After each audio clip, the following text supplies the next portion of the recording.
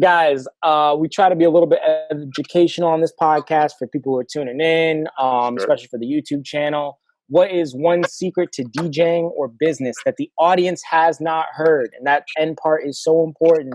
I really want you guys to dig deep. What's something like maybe you guys do special, or like what's the one secret to DJing the audience has not heard before? My secret to DJing is practice. That's what the last dude said. We got to do better than that, IQ. Dude, Mike's on a mission. Do better than I want some tips. My secret.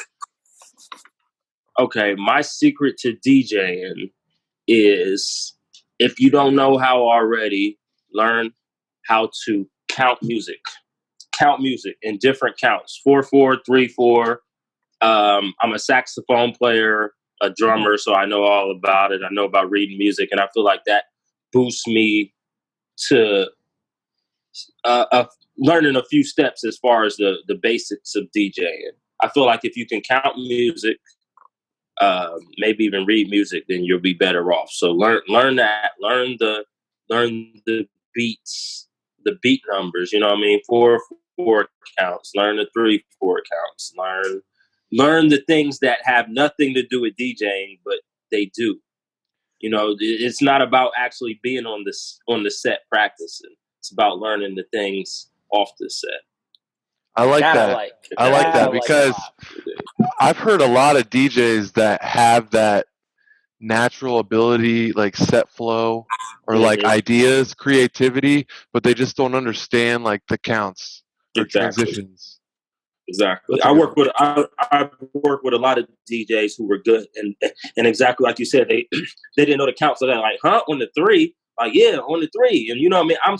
I know that so much, like from 16ths of the notes, I can drop something on any note, 1-iana, 2-iana. You know what I mean. I can drop something on any of them, so that actually boosts my level of creativity to be able to drop something like on a or on a. Well, on a snare or on a hi-hat or, anything, and I think that's very important to learning, just not just not how to just do the 1, 2, 3, 4, One DJ that reminds me of, and do what anybody can do, I guess. Oh, sorry. One DJ that reminds me of, and this isn't even hating because he knows that I think that he's a fantastic DJ. I think he's next up, is Love Dragon. And correct me if I'm wrong, Corrupt, but like that dude understands how to DJ. But man, if he could work on programming a little bit, I think he could get out the city and do kind of what you do, James, with like a scam artist, because his energy, his love for music, his depth of knowledge, like it's all there. I just feel like, tightening up some of the technical stuff and really understanding, like you were saying, counts, programming, phrasing, and that dude just skyrockets. I already think he's good. He's like Goku that hasn't gone Super Saiyan yet. I like it. Yeah. BFUNK, tips to DJing the audience has not heard before. Has not heard. I don't know if they've heard this. For new DJs, I think they need to be aware of after that, the honeymoon is over. You need to prepare for that. If it's 2 or 3 years before, you need to be mentally prepared for that. When your career plateaus, and you're gonna have to work twice as hard as you did when you first started, which is really weird. I've had time to like really think about this in my career, because I rode that Dave Rave wave like a motherfucker. Like I was everywhere. They were putting me on Number Fest and all that stuff, and then it kind of went like this. I wasn't producing, and then my friends were getting tired, and so I'm working twice as hard to get the same amount, and it's mentally it hurts. You're like, man, what's going on? I'm a better DJ than I was before, and so not every DJ's career is going to be the same, but I mean, everybody here, I've heard, we've all been just riding and going up, and but no one's just shot straight up, and never had a bad time. And so I think you need to really be aware of that, because, every year I get new DJs at OU, and they're like, they they start out, you're figuring out what it is, you know, then you get better, then you know what you're doing, then you get better at getting people there. Then you're that guy or girl, but then, you know, people stop showing up, you know, because they've seen it, you know, and so be aware of that when you're doing like, what is it that you're trying to break out, or just be mentally prepared that it's going to suck, you know, you're going to plateau. I mean, all of our careers have just kept moving up, but like, there's those times where you're just like, man, like, I remember back, you know, a year ago when I was just crushing it here. I didn't have to work this hard, and just be ready for that, because it smacks a lot of people. You know, that year 3, I feel like really hits. You got that sophomore in college, they're getting their friends out. Then junior year, everyone's friends can go drink at the bar, so you're crushing it. And then senior year, crushing it. Then you graduate, you're like, this is what I want to do. I mean, we've all met DJs. I want to be a full-time DJ forever. And now they're just doing something else, you know, because they weren't ready for that reality of, my friends got to work. They can't come out on Wednesday nights all the time, you know, or, you know, we've seen you, or whatever. We got families and stuff like that. And it just is a smack in the face that I think a lot of people don't really talk about, you know.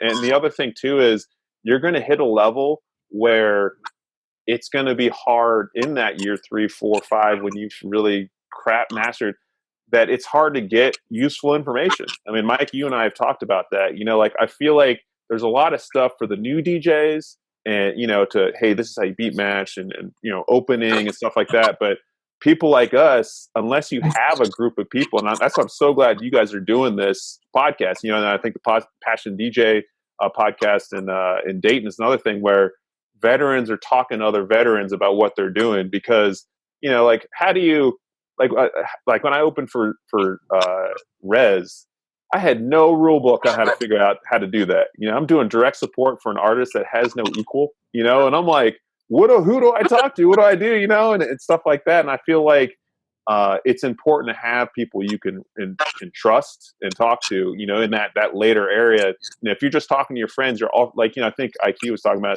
your friends are just going to juice you up all the time. Exactly. Yep. You know, and that is not, you got to have that, and James, like you said, you know, that reliable person going to tell you how it is. Yeah, your set was 90% good, but you fucked up that transition. Like, your friends aren't going to tell you that. They'll be like, yeah, man, it was great. You know, you got to find that person, because otherwise you're going to hit that plateau and stay there. At least in my opinion. So, 100%. I remember that feeling, like you said, that hit you, like after that 3-year feeling where, you know, you're riding this huge wave. That was me with college nights. And CGS group was still together, and we had Park Street Complex and all that. And then all of a sudden they're like, we're breaking up. We're going to the Short North. We're splitting the company. I'm like, what the hell? What am I going to do? Like, my promotion company's leaving. But I got lucky getting on with Peerless. But like, I was just like, all my promoters are done. They got older.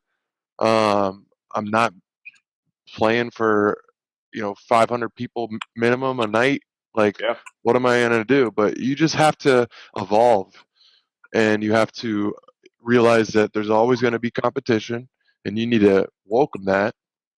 But like you said, man, if you have a group of friends around you that is going to give it to you honest, and you're able to take that criticism, okay, and you're able to use it, I think that's huge for being a veteran DJ, because that's what we need right now. Because I'll send something to Mike, and he'll tell me if it's good or not. He'll tell me what he doesn't like about it, and whether we it's need more playable. of that. Yeah, playable. Yeah. Yeah, man. I can't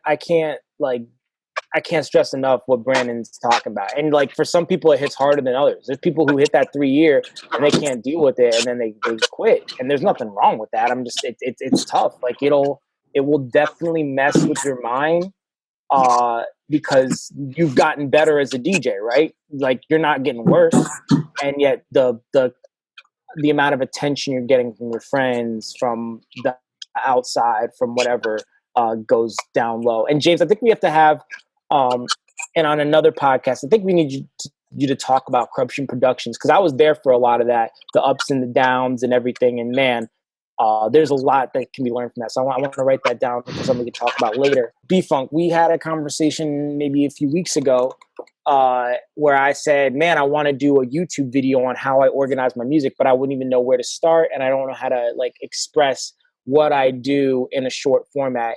And I was like, I think you said, oh, I could do that. And I was like, all right, fine. In 1 minute or less, describe how you organize music. And you nailed it. So here you challenge go. Me. 1 minute or less, describe how you organize music. 1 minute or less. All right. So I am a mobile DJ, but I also do like very, electronic shows, and not just like, club style, but like, talking regular house or trance stuff. So my music is split. I start with the grouping. I have two types. It's either Dave Rave tracks. That's all my electronic stuff, anything, that has a beat. And then I also have party jams. Party jams is anything that I'm not going to play at like Dahlia, like if I'm open for Matt and Zoe. And so party jams could be, Trust Me, it could be weddings.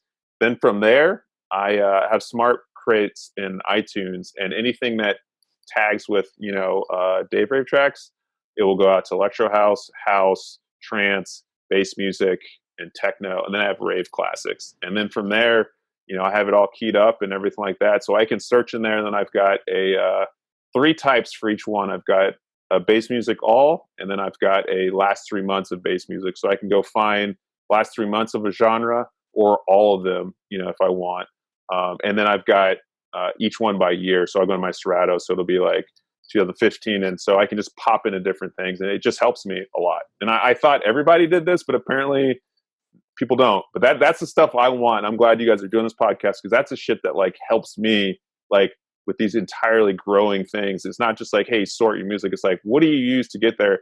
I think playlists are a nice thing, but they're static. But if you have these smart playlists and stuff, and they continue, when you're in the mix, if you miss the first drop, the energy leaves. I mean, James, I'm sure you know that when you're in Dahlia, like you're moving in and out, and if you don't have that stuff in your mind, if you're trying something new, if you get in that first breakdown that you weren't ready for, you're going to lose a lot of that crowd. But if you're right into it, then all of a sudden people are like, it's a smooth ass set, and that's, I feel like what separates a lot of good DJs between okay habits and really good habits, just having it at your fingertips.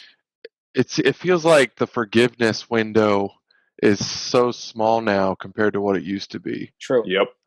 So yeah, it could be seconds of a group deciding like they might not even be thinking about the music. Yep. You know what I mean? They hear some like silent part or something that just sounded off, and they're like, you guys want to go somewhere else? Like, what? Yeah. It's just that is the ongoing struggle. But that's the challenge that I like. Mm-hmm. James, could you do that? Could you describe how you organize music in less than a minute? In less than a minute. Well, I do use Serato still to keep all of my music organized. I play on USB, so I then take prep from Serato, crates, transfer right over to Rekordbox, and then or I'll take everything and mix it in key before Serato. So there's 3 steps there, and then I'll go into Rekordbox, and sometimes I'll do pre-made cue points, but for the most part I do all live cues at this point. But I recommend new DJs do pre-made cues, because it's always going to be there, and then it's one less thing you have to worry about. And then as far as, depends on what type of show it is how I prepare. If I'm doing an open format set on a Saturday night at Dahlia, that set is going to go all crazy, all different directions outside of playlists, because you just never know when the crowd's showing up or when they're leaving or when a big table's getting their bottles. Like, as far as an electronic show, that's more pre-organized, but even then never goes perfect. The prep never goes how you wanted it to go. You sometimes have to throw in a track or two that you didn't want to play, or sometimes it goes the other way where you're like, man, they're really feeling let me see if I can sprinkle this in. So that's just how I do it, and I think that's how a lot of you guys probably do it for the most part. Not quite. I couldn't do it in a minute. There's no way, bro. But my shit is... Oh, I thought you meant explain it in a minute. No, yeah, I couldn't even do that, dude. Okay. Dude, Occam's razor, man. The smallest idea is the strongest. So you got to be able to bring it down, man. Like I believe in that. Yeah, man. I would love that, but I just have One day I'll do a YouTube video about it, and I'll just like, I'm really liking these live form. Brandon, you saw earlier with the streaming tips. Mm-hmm. I really like that live form stuff because I don't like have to watch myself in the camera a million times and like redo takes. But maybe one day I'll go through it and like how I do it. But it's pretty involved, man. I probably have. I easily have 300 playlists, and I think that's being like I'm probably more closer to 500. So like it's involved. Do they feed themselves or do you create them? They feed themselves now, most of them. So I have too. to feed a couple. Like I mean, a song will probably go into like 4 or 5 folders, and then from there they can like be dispersed into all my smart folders from there. So like I have the system I have now is like really, really good. But it took a long time to get there, man. Like I'm seriously considering going through all of my tracks and actually putting the year of the track on them. And people are like, oh my God, that would take forever. And it's like, okay, well, it took forever to get to this point. I took a summer, and the first thing I would do every day is I'd go into my iTunes, I'd pick a crate, and I'd like start sorting through it, or like, start organizing. And by the end of the summer, like stuff was the way I wanted. And now I can kind of update it as I need to. But one day I'll do it. But I just thought that was so impressive that you guys could do that in a minute, because mine is so, it's not complicated. It's simple, but how do I say it? It's advanced. It makes sense, but it's advanced. You think you're better than us, don't you? No, dude. Because I'm impressed by you guys and how you do it. Because all right, fuck it. No, I'm impressed by how you guys do it. I wish I could be inside your head when you're preparing a set, Mike, because I know how critical you are, and I respect that about you. I honestly do. Yeah, not necessarily a set, but definitely my playlist. My sets are a little bit more loosey-goosey, but my playlist, new. I had trouble DJing on other people's laptops, for sure. Yeah, I do feel like that is something that doesn't get enough discussion. And it's, there is something about what we all do. We don't want to tell everything that we do. We're never, we're not going to come on here and be like, this is exactly what I do. You can be as good as me. Like, no, like, but there's these conversations around this, like it's interesting to hear you, James, like, no, you don't even do cue points. That's awesome. Like that shit scares the crap out of me when I'm on CDJs. Like I have to have it there. And, and so like just knowing that helps, I think, a lot of people. Cause a lot of times we're just flying through and, we might talk to some people about certain things, but we're not going to talk about like, what do you do with cue points and shit like that. But that's, that's the stuff that makes, like you guys are both great DJs because you've done these little things that are important. Hearing you talk that, hey, you still use Serato for this and get you there to there. Like those are the things that take people, like, because I really feel like the threshold for being an average DJ or good DJ is really, really low right now. Mm-hmm. And it's from the crowd. Like I can't. People are like that was a great set. You're like, you listen to the same thing. Like, okay, they didn't. Everything was beat matched, but like the phrasing was off, or like, it was just like, breakdowns, man. Just over and over and over again. The energy's just like a wave the whole time. And like, yeah. But people are just like, that's great. It's like, no, like it's not. And I'm not hating. But it's just like there's not enough of this conversation, I think, throughout. Like the greats are up here and then everyone's here, but there's all this information there that doesn't get shared unless, like you're at, Dahlia with you, James, or something, or Mike at a show. Like, if you guys are talking, then yeah. But I feel like what you guys have right here is gold, and I just want to see this just, Here's the way I look at it, because I respect everybody's opinion and feedback.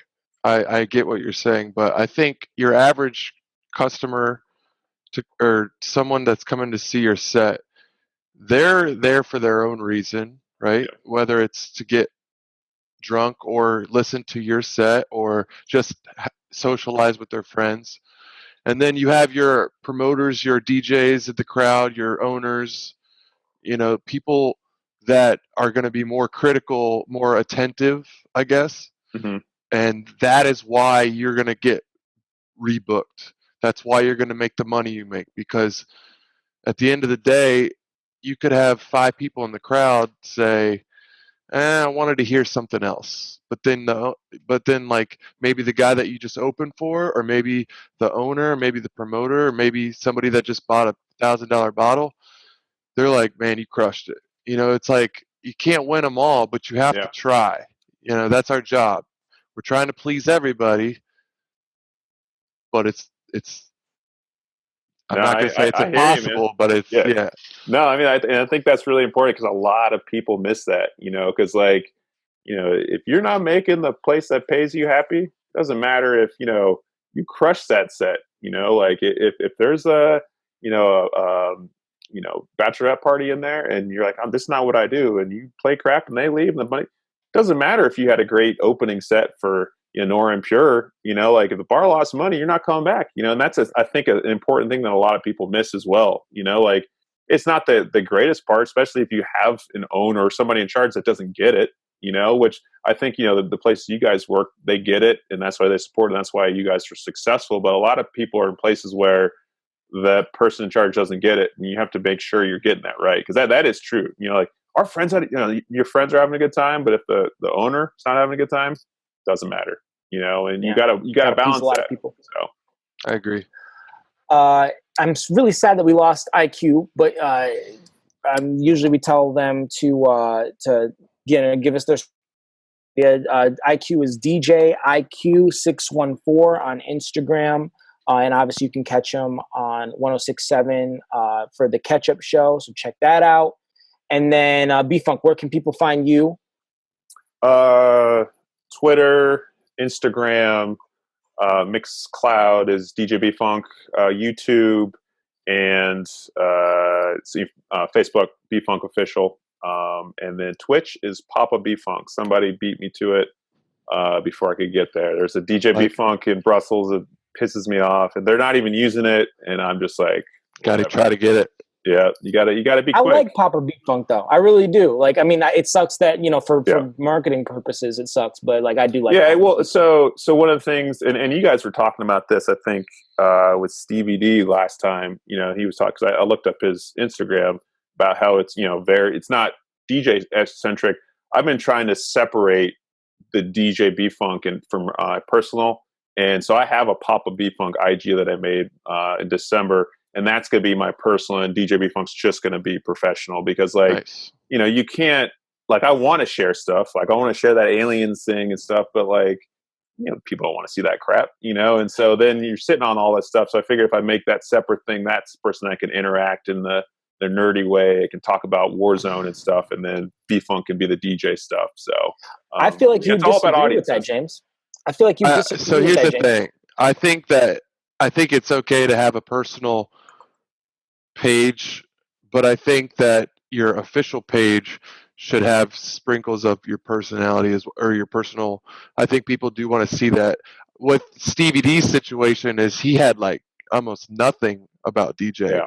So like if he would have just had a balance, then that's what we were talking about there. But I think what you're talking about is definitely awesome too. Either way. Yeah, I mean that for me, it just like I want to share stuff all day, every day. You know, I'm like, oh, this is cool. You know, like this is a neat thing. You know, like I saw your Warzone video, James. Like that's dope. You know, I was like, that's fucking neat. That's, you know, like, you know, that was so bad though. I was just so bad right now. Why don't gas him up about this dude, shit? I could tell. Name. Well, dude, I like it because I could see the passion because, you know, I played with you before and I get that, and so we're passionate. Quest. Yeah.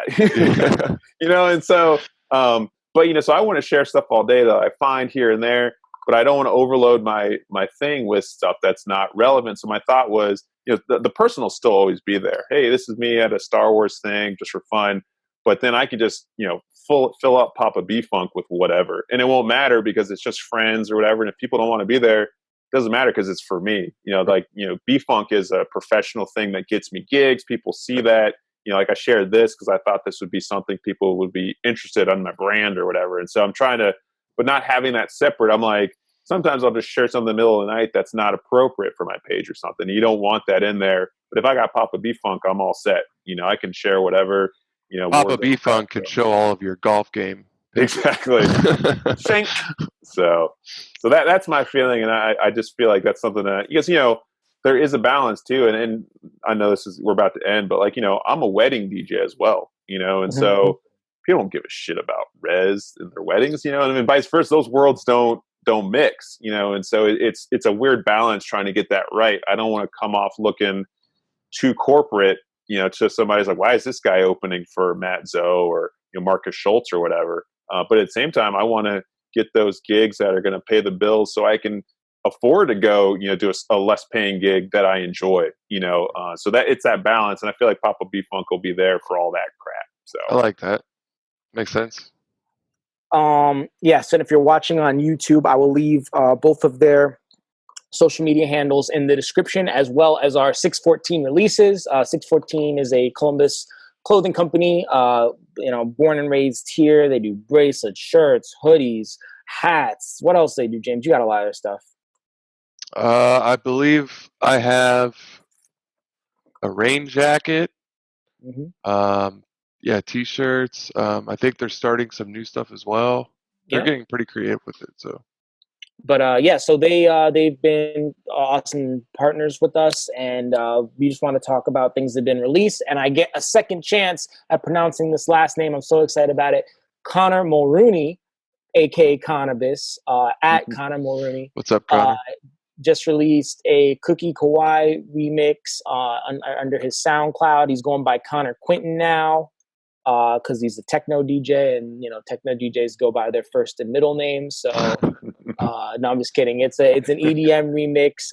He just started his production. James, we forgot to talk about your production. We got to make it a point. I think we're having Rizik on the show next week, and you guys can talk about production. We didn't get to hit it this week. No worries. But yeah, shout out to Connor. And then what else? Oh, James, did you want to talk about Reborn? You want to wait till we'll just talk next episode. That way it's closer to release and stuff. And then our last 614 release was Levitate by Entel. We've had Entel on the show before. He's putting out stuff like crazy. So you guys can check him out. Yeah, also OU DJ. Yeah, represent. And you can find Entel at Entel Music on IG. It's ENTEL. Woo! Guys, if you're watching on YouTube and you made it this far, you got to like the video. You got to subscribe. We're going to have more information. We're going to have more stories. Keep this going. More everything. So, James, I love how every episode goes a little bit longer. I feel like we're just pushing it out. But yeah, man, take us out. I had so much fun with this episode. I'm sad IQ had to dip out, but take us out, man. Yeah, man. IQ crushed it. Thank you, IQ. Brandon, it's been a minute. I'm glad we got to catch up. Yep. I hope you're doing okay. Wish you best. And I'm sure I'll see you at Dolly again soon. Thank you so much, everybody, for listening. Hit us with more questions for next episode, and we'll see you next week.